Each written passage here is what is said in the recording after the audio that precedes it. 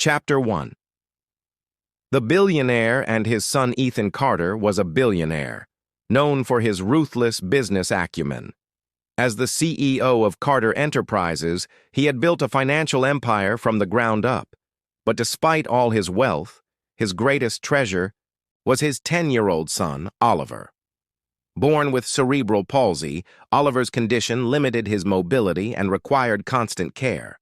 Ethan had no trouble hiring the best doctors, therapists, and caregivers, but finding someone who treated Oliver with genuine kindness rather than obligation, that was far more difficult.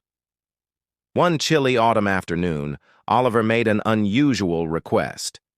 "Dad, can we go somewhere cozy?" Ethan, who usually dined at the finest restaurants, hesitated. But one look at his son's hopeful eyes was enough to change his mind.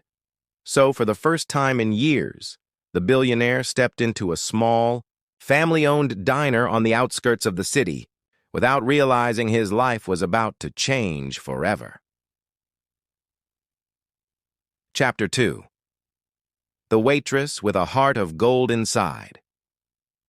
The diner, a young waitress named Sophie Lane, greeted them with a warm smile.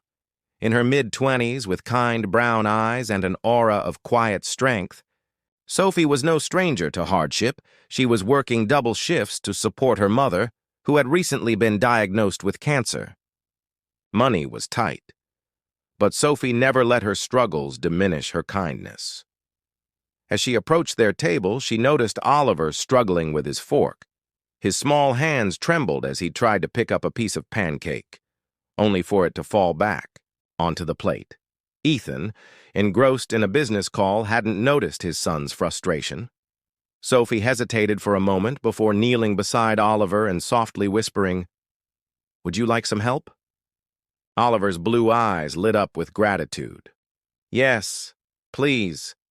With patience and care, Sophie cut his pancakes into bite-sized pieces, feeding him gently while making him giggle with light-hearted jokes. What she didn't realize was that Ethan had ended his call and was watching everything unfold in silence. Chapter 3. A silent observer, Ethan was used to seeing people treat Oliver with either pity or discomfort. But Sophie, she was different. She treated his son like a friend, like any other little boy, not like a child defined by his disability. For the first time in a long time, Ethan saw Oliver genuinely happy. "Do you like her?" he asked later. Oliver grinned. "She's nice, Dad. Really nice." Ethan nodded thoughtfully.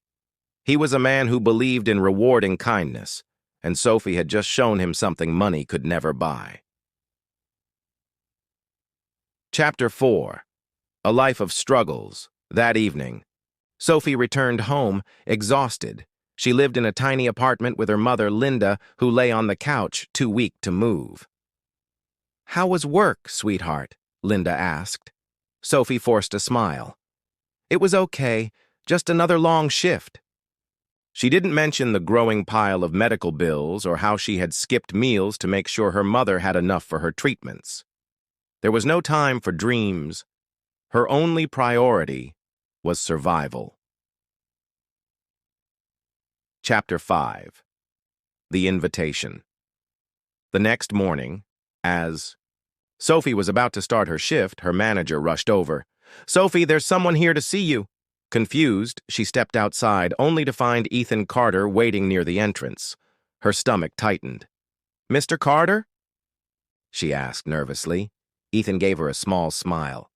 "I wanted to thank you for how you treated Oliver yesterday. Would you join us for dinner tonight?"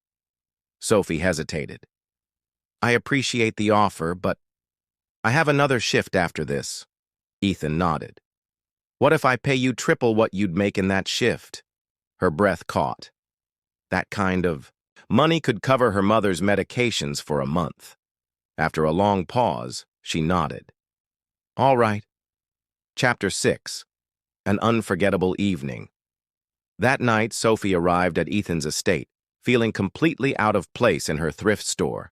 Dress, But when she stepped inside, Oliver beamed with excitement. "Sophie! You came!" Throughout dinner, Sophie and Oliver chatted like old friends, their laughter filling the room. Ethan watched in silence, realizing something profound. This was the first time he had ever seen his son connect so effortlessly with someone outside their family, and by the end of the evening, he had made a life-changing decision. Chapter 7. A proposal that changes everything. After dinner, Ethan turned to Sophie. "Sophie," he said, his voice serious, "I know you're struggling. I want to help." She shook her head. "I don't need charity, Mr. Carter." Ethan smiled. "Not charity, a job. I want to hire you as Oliver's personal caregiver. You'd live here, you'd have a generous salary, and all your mother's medical bills would be covered." Sophie's eyes welled with tears. "Why would you do that for me?" Ethan's gaze softened. "Because you treated my son with kindness when no one else did." Chapter 8. A New Beginning. Sophie accepted the job and life changed overnight. She and Oliver became inseparable, and her mother received the best medical care money could buy. Over time, Ethan found himself drawn to Sophie, not just for how she cared for Oliver, but for the warmth and light she brought into their home. And one day, as they stood in the garden, watching Oliver play, Ethan gently took her hand. "I don't know how I ever lived without you in our lives," Sophie smiled, squeezing his hand. "Some things are meant to be." Epilogue. Love, family, and second chances. Years later, Sophie and Ethan stood together at their wedding, tears in their eyes as Oliver, now a young man, gave a heartfelt speech. "My dad was a billionaire," Oliver said, smiling at Sophie. "But she made us rich in ways money never could." And in that moment, surrounded by love, laughter, and the family they had built together, Ethan Carter finally realized true wealth was never in his empire. It was in the people who made life worth living.